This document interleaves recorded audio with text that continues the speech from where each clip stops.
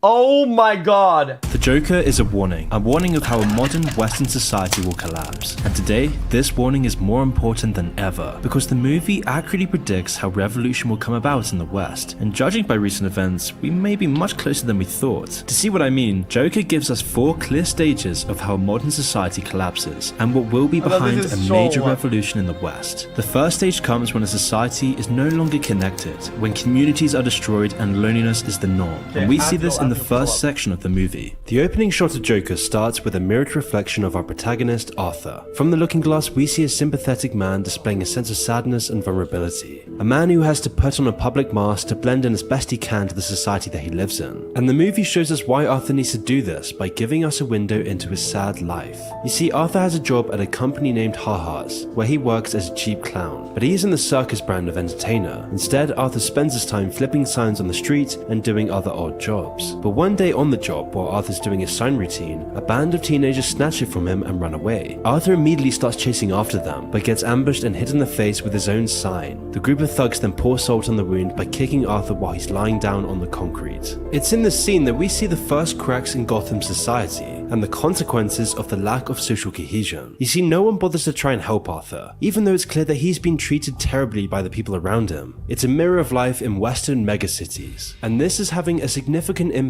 on Arthur's psychology. To understand this properly, we need to consider a concept called the looking glass self, a sociological term that describes how a person's perception of themselves come from how they think other people view them. This develops in a 3-step process that begins incredibly early in life. As children, we slowly tap into and notice how other people react to our behavior. Those reactions are then attributed to judgments about how we act. And lastly, an individual then forms a self-image in line with how they think others are judging them. Charles Cooley, the sociologist who first coined the term, thought that this process of socialization was what made people human. But in Joker, the whole idea of the looking glass self has been thrown on its head. Arthur's self-image is so terrible because he's been convinced by other people's actions that he himself is terrible. And this creates a positive feedback loop, where every time someone treats Arthur poorly, he mistakenly believes that he deserves it. And a negative self-image like this will only lead to a compounding hatred of oneself. And Joker is just so popular because there are millions of men like Arthur in our world today. Because our entire culture is creating a breeding ground for loneliness, despair, and mental illness, where we're bathed in atomizing celebrity at all cost nihilism. A society that's rebuked lonely, despairing young men into thinking they're worthless, angry freaks who deserve nothing but contempt. The hordes of castigated men is symptomatic of a very deep problem in our society. This is shown in the next scene, where Arthur talks to his therapist and asks, "Is it just me? Or is it getting crazier out there?" But unfortunately, talking to a therapist doesn't seem to be helping his mental health a whole lot. So instead, he tries to get something out of the session by asking for a higher dose of his 7 medications, but all to no avail. He tells his therapist that all he really wants is just to not feel so bad anymore, but finds no refuge. Bro, I thought my nose was fucked because of COVID or whatever. Actually, dude, it's because my smell is like not as good, and the room has rot in it, dude. I left some soups and shit on the ground, and I think it's starting to rot. In her cold demeanor. Arthur treads a long flight of stairs up towards his apartment where he lives with his mother. She is almost physically immobile, whilst also being mentally unwell, with Arthur being left to take care of her all by himself. Once the two have dinner together, they turn on their favorite TV show, Live with Murray Franklin. Arthur idolizes the host, so much so that he starts imagining what it would feel like to be amongst the audience. In his daydream, Arthur envisions sitting amongst the crowd and shouting out to Murray, who asks him to stand up. He starts talking about taking care of his sick mother, all to hear inappropriate chuckles coming from the audience. However, Murray immediately settles them down and relates to Arthur's story by talking about how his father left him as a child. I lived with my mother before I made it, just me and her. I'm that kid whose father went out for a pack of cigarettes, and he never came back. I know what that's like, Murray. Murray is like a father to Arthur, and he invites Arthur up on stage and the two share a reassuring embrace. The next day, Arthur returns to work and has a chat with his co-worker Randall before he starts the shift. While the two talk, Arthur mentions the group of teens who assaulted him, and Randall offers him a gun for his protection. Arthur's hesitant, but Randall insists, and so Arthur takes the gun. And right before he's about to leave, Arthur is told to stop by his boss's office. Once he arrives, his boss coldly reprimands him about losing the company's sign the last day. If you don't return the sign, I gotta take it out of your paycheck. Arthur can only put on a phony, empty smile as his boss takes a cut from his wages to pay for another sign. It's clear that Arthur has nothing going for him. He has no connection to his work, he has no connection to the people around him, he is completely unfulfilled and washed with nihilism. And this is where the second stage of societal revolution enters the picture, the resentment stage. You see, Arthur represents millions of lonely men who have been trodden on by society. Each and every time they're put down, it makes them more and more resentful of the society that has rejected them. This resentment then boils under the surface, and it's clear in Joker that this exact process is happening to Arthur. It adds to the growing resentment within him, and every time he's dehumanized like this, it burns away more of his looking glass self. The loneliness and negativity that this creates in both the individual and the society leads to mass resentment. But what is resentment if not a lack of good communication? Our society has ignored Arthur and millions of men like him, but beyond that, the lines of communication have broken down completely. There's no outlet for men like Arthur, there's nothing left for them to turn to. In Michel Foucault's book, Madness and Civilization, he paints a picture that's strikingly similar to what we've discussed. He states that madness or mental illness isn't purely biological or a chemical problem, but is instead deemed so by the society of the time. Like in our age of cancel culture, where we've been told that people who think differently are a danger to society and that they must be ostracized and bullied into silence. You see, there's numerous factors contributing to how a society perceives and labels individuals as mentally ill. But for Foucault, this has led to an overly simplistic view on madness as a whole. The practice of rejecting those who think differently has deprived people of the ability to interact with outsiders. And this fracture in dialogue leaves many people unable to talk about or even really comprehend the underclass's problems and the reasonings for their disillusionment. And this of course only leads to more loneliness and isolation for those living on the outskirts of society. Which is why the Joker holds a mirror on how a society that shames young men is in fact responsible for the consequences that this brings. Wait.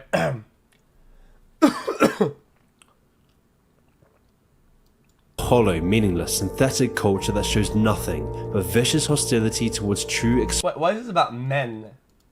expression and authenticity. And this lack of effective public dialogue is clear in Joker. Arthur is constrained by the clinical apparatus of therapy that has become his only place of solace from society. In his first scene with the therapist, it's clear that Arthur isn't getting any actual help from the system. He still feels awful all the time, and it seems like his medications aren't even doing what they're supposed to. What Arthur really needs deep down is friendship, love, and community. All the things that the radical atomization and breakdown of modern society destroys. Arthur has no one to talk to or any way to meaningfully express himself, and it's tearing him apart. But as Foucault said, there's no dialogue with people on the fringes anymore, and that is what causes growing resentment in society, when huge swaths of men are completely detached from the world around them and pushed into the shadows. We see this in the next scene, when Arthur takes his anger out on a nearby dumpster by violently kicking it on his way home. But just as Arthur is about to take the elevator up to his room, he stops the door from closing after a woman asks him to hold it. Introducing herself as Sophie, she's joined by her young daughter, and she begins making small talk with Arthur. This comes as a shock to him, and Arthur has trouble maintaining composure. After Sophie makes some joking notions about the awful state of their building, she mimes shooting herself in the head, and this little hand motion sends Arthur head over heels for her. You see, so far in the movie, Arthur's only meaningful connection has been with his mother, so when a woman shows him some genuine affection or at least treats him like a human being, this 180 makes Arthur immediately fall for her. But he isn't exactly in love with Sophie, since he barely knows her. Instead, Arthur is in love with the idea of what she could be. In Arthur's mind, Sophie is an image of perfection and safety rather than an actual person. She's the escape from Arthur's horrible dystopian life, and yet due to his anxieties, Arthur hedges his bets and doesn't talk to her any longer, as she could either outright reject him or turn out not to be the person he had imagined, because she is the only ray of joy to come into his dreary, hollowed out existence. And if he squashed that, he'd have nothing left. Because Arthur doesn't have higher purposes or goals. His life consists of feeling inadequate, feeling numbed on medication, living a boring existence, all so that he can seek relief from the tedium by intervals of pleasure. And these pleasures and joys are uncertain and brief, so Arthur has to grab any joy he can and drown out the realization that his whole life is futile and meaningless. And it's this sort of thing that actually leads to things like incels and OnlyFans. This phenomenon has grown immensely in the past few years, something that we haven't seen before in hundreds of years of history, and this is a result of a huge section of society being completely detached from the people they see on a daily basis. It's this loneliness and not having any goals that makes people do crazy things to nourish their soul. But these solutions are always only temporary. They fall through the hands. We see these solutions, we see these glimpses of pleasure as mere projections. In the case of OnlyFans, a viewer is merely projecting what they want to see onto a woman, and this is just a symptom of millions of men who lack any meaningful romantic connections. These men are everywhere, men who have fallen through the cracks of society and have been reduced to depressed hedonists. But of course, these solutions are never sufficient substitutes for real human connection, and like almost all pleasures, they end up leaving you feel empty inside. You see, all the factors that we've talked about contribute to the massive problem of loneliness, and this feeling gives way to a bitter hatred for the society that isolated them. And this is yet another way that resentment has been brewing in our society. Things like OnlyFans only compound the problem for these lonely men. And matched in the real world, Arthur also seeks a parasocial relationship with Sophie. And No, I disagree. Listen, you can't blame these outlets and these baits. You can't blame these things. You just can't. It's backwards as fuck. Okay. If you purposely log in, if you purposely make an account, log into this shit, load it with money, and give money for your solution that isn't a solution, and you should know that it you're a dumb fuck. You're a dumb fuck. You're an idiot. You're a fucking you're zero brain dead, zero IQ, and you know what, dude? That's how it is. It's fucking brain dead, and this is not on OnlyFans. You know what this is on? It's on you. It's on you. Okay? The same way no. You're not gonna fucking gaslight my ass about this shit. Okay, you dumb fuck? Okay? This again, it's the same fucking problem. All these problems are across the board. One thing. Accountability. Okay? You do a behavior. You do something. You suffer the consequences. Okay? And when those consequences happen, you say, yep, you know, I lived this because that was my fault. I did that. I was dumb. I did. Which is fine. These motherfuckers will do something and they'll blame it. Oh, dude, it's society. It's OnlyFans. It's the girls. That fucking girl, man. Fuck. Shit. Dude, that girl, dude, she spawned in with titties. Fuck. I can't. Shit. Dude, it's so unfair. It's so unfair. Who's he talking to? Dude, they made me donate my money. No, they didn't. You donated your money. Nobody baited you. You baited yourself. You donated, lost money like a dumb fucker.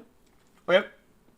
And the problem, consequence, and accountability falls on you. Nobody else's. them. And this is yet another way that resentment has been brewing in our society. Things like OnlyFans only compound the problem for these lonely men. And matched in the real world, Arthur also seeks a parasocial relationship with Bro. It's like, I'm at home. Okay, I'm at home.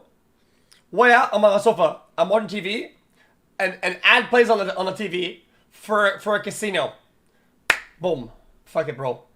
Take a plane ride, bro. Take a car ride to the casino. Lose my house.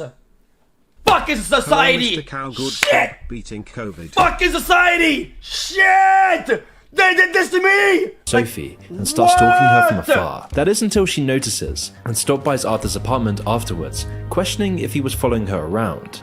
Are you following me today? Oh, not the same. Arthur has no idea how he's going to get out of this predicament, and so he admits what he was doing. Although strangely, Sophie doesn't seem too bothered by all of this, and so Arthur invites her out to a nearby comedy club as he's been practicing his craft and finally has the confidence to perform. However, it all goes awfully. The only thing that goes right is Sophie being the only one to laugh in the audience. Be a comedian.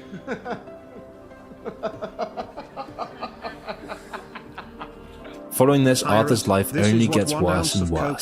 He's back to work doing a gig at a children's hospital. Everything seems to be going well until the gun that he bought falls out of his pocket while doing a dance. Now, a children's hospital really isn't the best place to flex your gun, and so of course this incident ends up getting reported to his boss. And once he hears about it, Arthur is fired on the spot. Even worse, Arthur's friend, the man who actually gave him the gun in the first place, throws him under the bus by claiming the firearm always belonged to Arthur. Distraught and with very little to lose, Arthur takes another lonely ride back home on the subway, wearing his full clown makeup. This is rock bottom. Arthur has nearly lost everything, and each day he's been treated more and more like garbage. His self-image is in tatters. His looking glass self is broken. There is nothing left to lose. Arthur is faced with a horrific realization that the routine and drudgery of his life, all the pain and fear, is leading to nowhere. His constant struggle for a better life was all for nothing. The belief in a future, better, happier life is now completely dead. So what else is there for Arthur if all his beliefs are officially dead? Well, that's when you develop a new identity, a new purpose. And in our real world, this is how more twisted beliefs begin to metastasize. And it's within these new beliefs that Arthur loses his own emptiness and loneliness. In fact, new political beliefs are the only thing that will give Arthur courage in the dark. And just like that,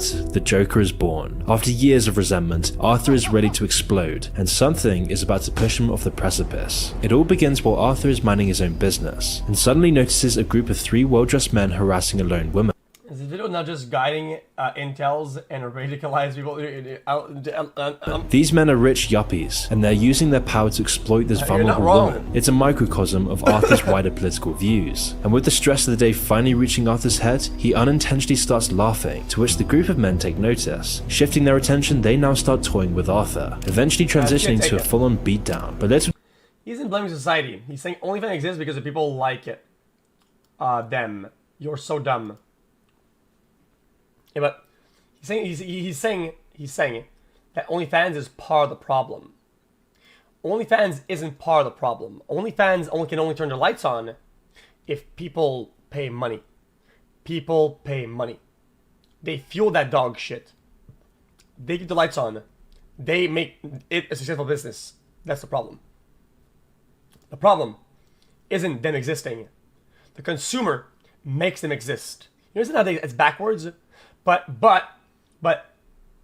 this premise would have to make you understand, right? That you have responsibility into this, right? You have a responsibility. It's your fault, right?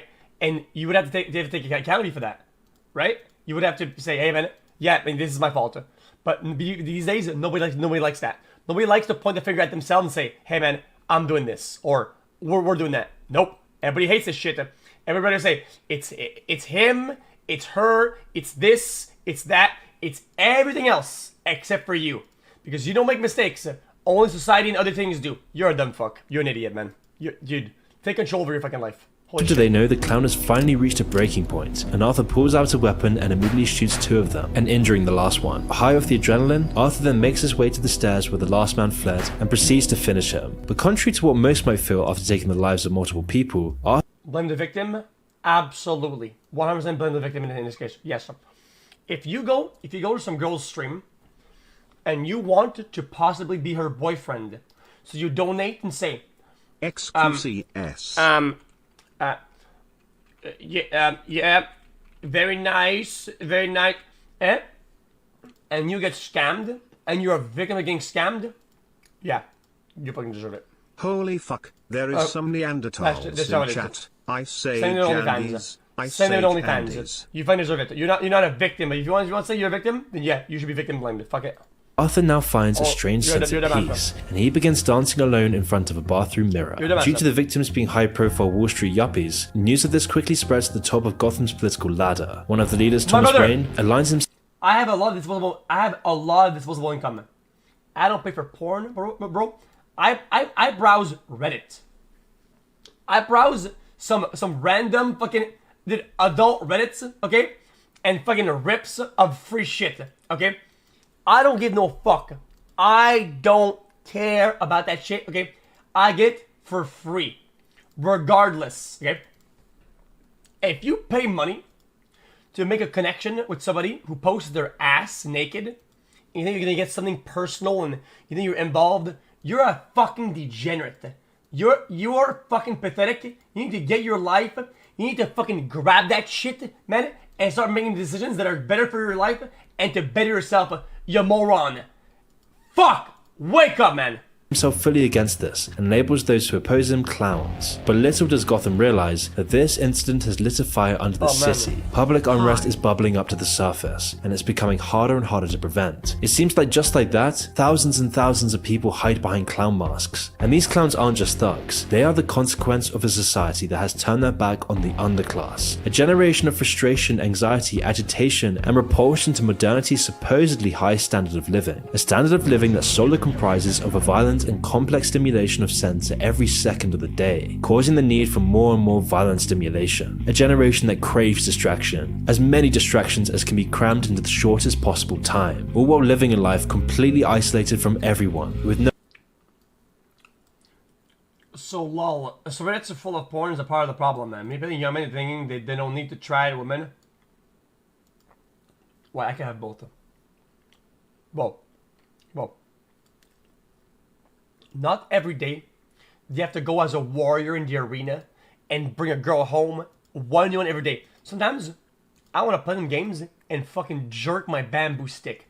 Sometimes, my brother, okay, I want to get my fucking steel pipe, okay, and wiggle it around, okay, and make it do some shit on my own, okay, by watching some free shit, some ripped fucking garbanzo on the internet. I don't want to go to the club and go, yeah. I want to go, yeah. That's what I want to do, okay? It is a voluntary act that doesn't take anything away from the act later on that when I will try to get real women. Does that make sense?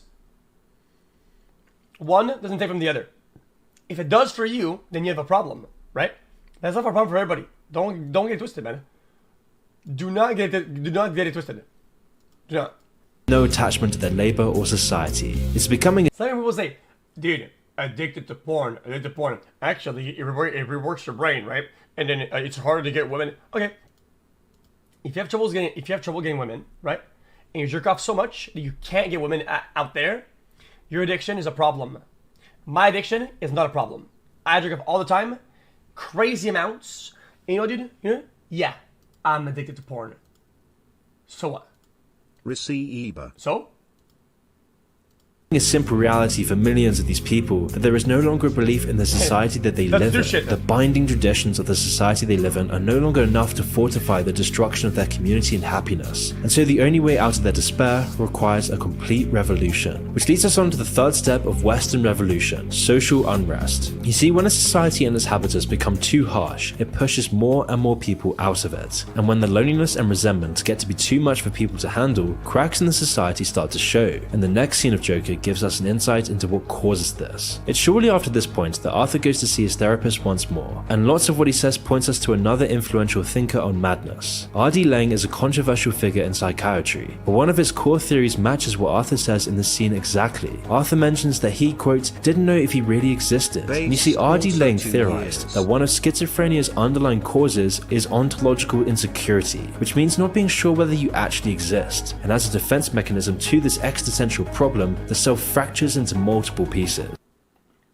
You're out of touch with reality. Just because people are addicted does mean that exploding. But what about donating to see a grown man shot on in his Joker, we chest see this happen literally, What? as Arthur's life devolves into chaos and he becomes increasingly unsure of what's really happening. With his personality splintering into two, Arthur and his new identity, the Joker. But here we can see a change in Arthur. He seems to have confirmed to himself that he really does exist, and the reason why is clear. He has found proof from the chaos itself that he created. His first meaningful impact on society wasn't done by Arthur, but by this new Joker. And this process also happens in the real world every day in the form of political radicalization. Men who have nothing to live for fall into an existential crisis, and often the solution they find is ideology, whether that be incelism or political extremism. But all of these ideologies offer a destructive outlet for resentment disguised as I wish it was more like 2-1 and didn't talk about 2-1 because he has no idea.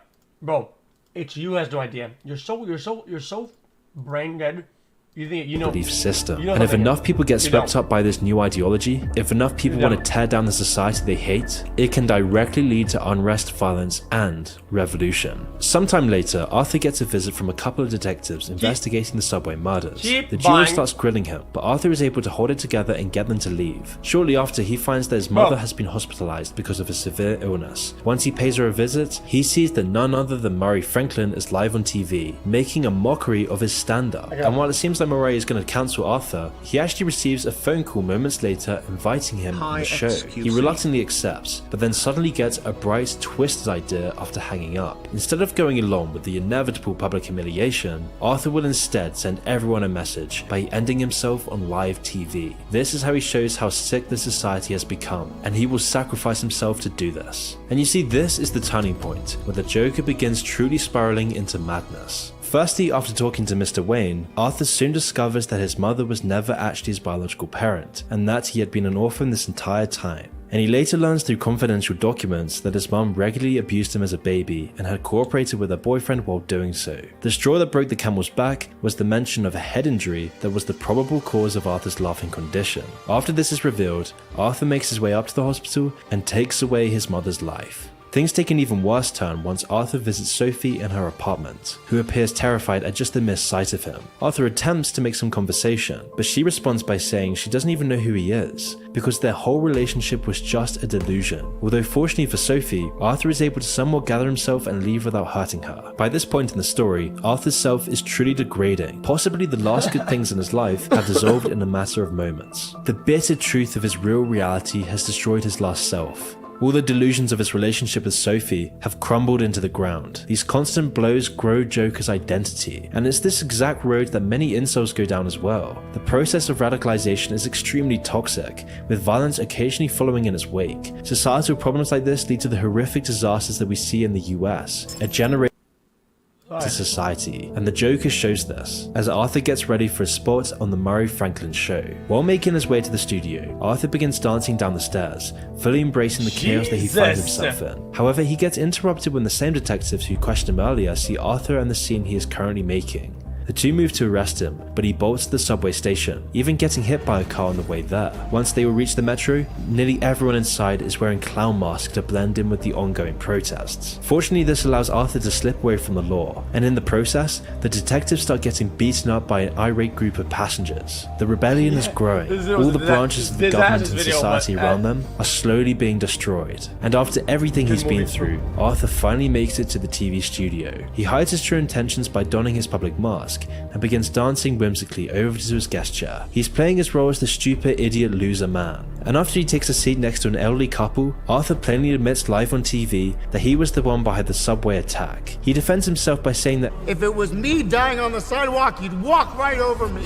Obviously, a well-connected and influential man like Murray Franklin isn't very convinced by these justifications, because he is the top of society, he is the elite, the status quo. He's the one reaping the rewards of this sick society, and Arthur has already made up his mind about what he's going to do next. So he asks Murray if he wants to hear another joke. What do you get when you cross a mentally ill loner with a society that abandons him and treats him like trash? You get what you deserve, as he proceeds to air Murray in the face live on air. This is the final stage of revolution, the trigger. It's that one action that brings down the house of cards. For Arthur, this is the final release of all the pent-up anger and resentment that's been boiling up inside of him. A twisted catharsis to get back at the society that treated him like dirt. And this action is the final stage of revolution, where the growing loneliness and resentment of society hits a breaking point. When new political belief starts, this makes Gotham a ticking time bomb, and the ending of this key establishment figurehead on live TV is more than enough to set it off. To all the millions of clowns, Murray is a personification of the society that has kept them down, and it seems to be that the trigger like this is seemingly the only step we've avoided so far in today's world. But we can only hope that these changes to our society are reversed before it's too late, as over the last section of the movie, we see the consequences of this revolution play out.